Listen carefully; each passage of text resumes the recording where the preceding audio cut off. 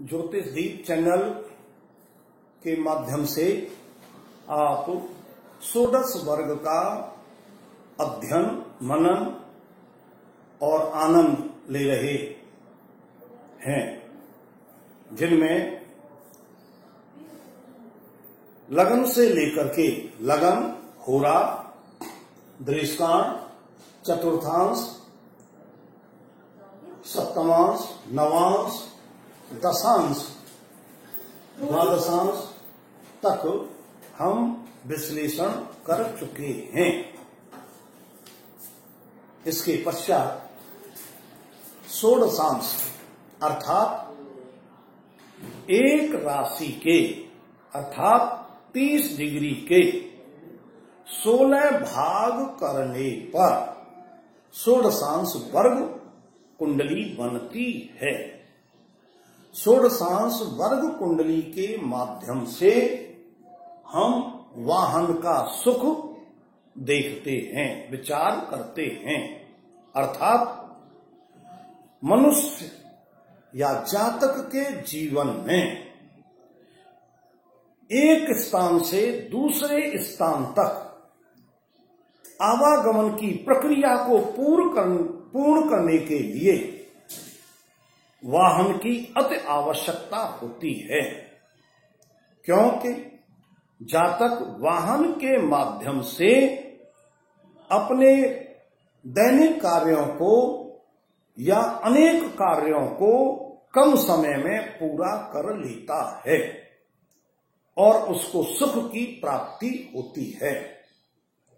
इस दृष्टि से मनुष्य के जीवन में, जातक के जीवन में वाहन का विशेष उपयोग होता है।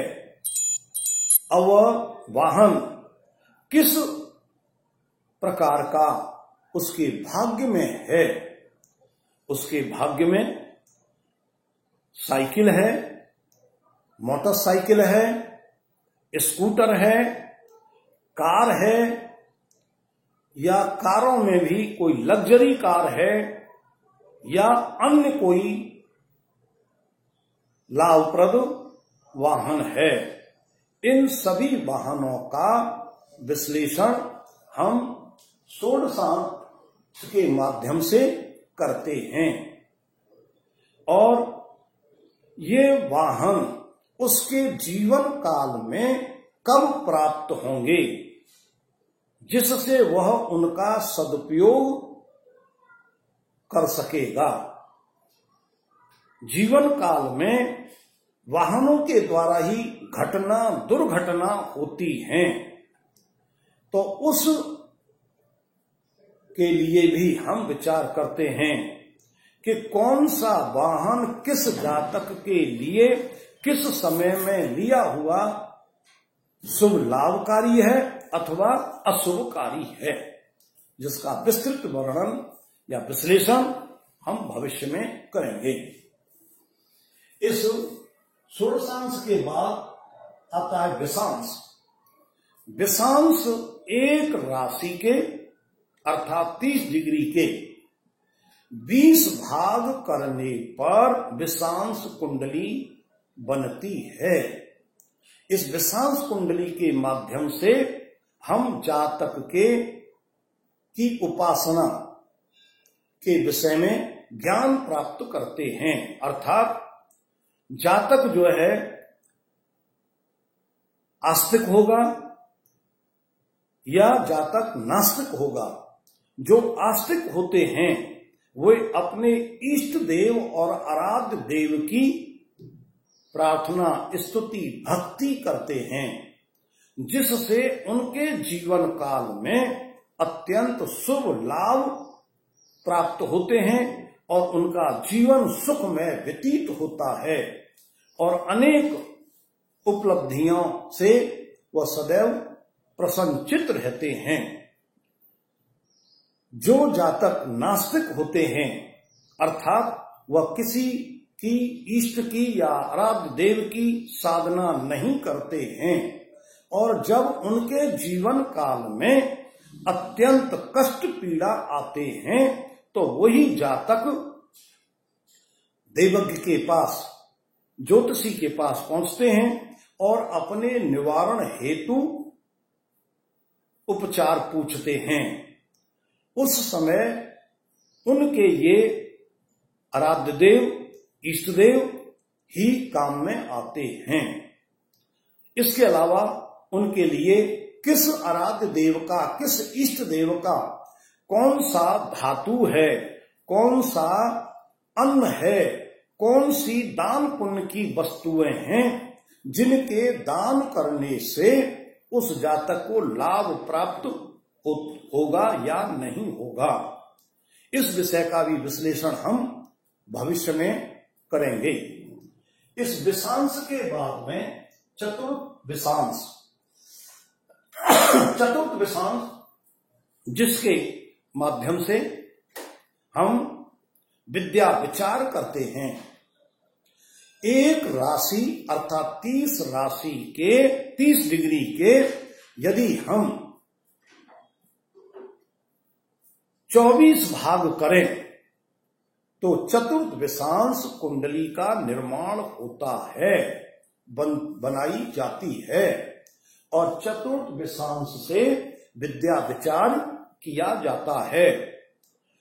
विद्या के विषय में आप जानते हैं कि विद्या पूर्व जन्म के पुण्य कर्मों का फल होती है, जिसे प्रारब्ध और तात्कालिक कर्मों के द्वारा पाला पोसा जाता है, उसकी साधना की जाती है और उसके माध्यम से जातक अनेक विद्याओं का ज्ञाता बनता है, अनेक प्रकार के ज्ञान को अर्जन करता है, जिससे उसका जीवन यशवान, कीर्तिमान, सम्मान प्रद होता है और अनेक क्षेत्र में उसको प्रतिष्ठा प्राप्त होती है तथा उच्च पदों को प्राप्त करता है। विद्या के बिना जातक का जीवन एक पशु के समान हो जाता है। यदि जो जातक अपने जीवन में विद्या प्राप्त नहीं करते हैं, वे एक पशु के समान उनका आचरण रह जाता है। भोजन करते हैं, निद्रा करते हैं और अपने दैनिक जीवन कार्य को पूरा कर लेते हैं।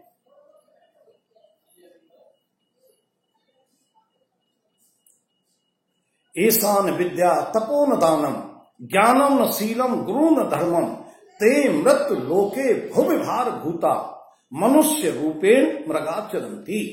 ये शास्त्रों का कथन है विद्या के विषय में। जब कोई जातक विद्या प्राप्त कर लेता है तो उसमें विनम्रता प्राप्त हो जाती है, जो उसके जीवन का एक अमूल्य निधि बन जाती है। इस चतुर्थ विषांश के बाद में सप्त विषांश एक राशि अथवा 30 डिग्री के 27 भाग करने पर सप्त विषांश वर्ग कुंडली बनती है और इस सप्त विषांश वर्ग कुंडली के माध्यम से हम जातक के बलाबल का ज्ञान प्राप्त करते हैं। अर्थात जातक में कितनी बल शक्ति है, उसमें पराक्रम का कितना बल है, वह अपने जीवन में कठोर से कठोर कार्यों को दुस्साहपूर्ण कर पाएगा या नहीं कर पाएगा। कितने व्यक्ति ऐसे होते हैं जो जीवन में बड़े हष्ट-पुष्ट हैं, लेकिन छोटे से छोटे कार्यों करने में उनका पराक्रम नहीं होता और वो निर्बल असहाय के रूप में रह जाते हैं। तो जीवन में बल बहुत ही उपयोगी और हर कार्य को सफलता पूर्वक करने का एक योग कारक होता है। बिना बल के कोई भी कार्य पूर्ण नहीं किया जा सकता। इसका भी हम विश्लेषण भविष्य में करेंगे। इस सप्त विषांश के बाद त्रिशांश, एक राशि के 30 भाग करने पर त्रसांश वर्ग कुंडली का निर्माण होता है। इस त्रसांश के द्वारा अरष्टी ज्ञान, अनेक प्रकार के पीड़ा, दुर्घटना, अशुभता जो जातक को प्राप्त होती है उसे अरष्टी कहते हैं। यदि किसी के जातक के जीवन में कोई दुर्घटना घटना, असाध्य रोग, अन्य प्रकार की सामाजिक और राजनीतिक या जीवन की कष्ट पीड़ा जिनको सहन करने में जातक बहुत ही विचलित हो जाता है, वह अरष्टी ज्ञान अरष्टी कहलाती है। और अरष्टी के कार्यकाल में कभी कभी जातक की मृत्यु भी हो जाती है, अर्थात जीवन लीला समाप्त हो जाती है। इस प्रकार के विश्लेषण को हम इस अरष्टी वर्ग कुंडली के माध्यम से करेंगे। इसके बाद में खवेदांश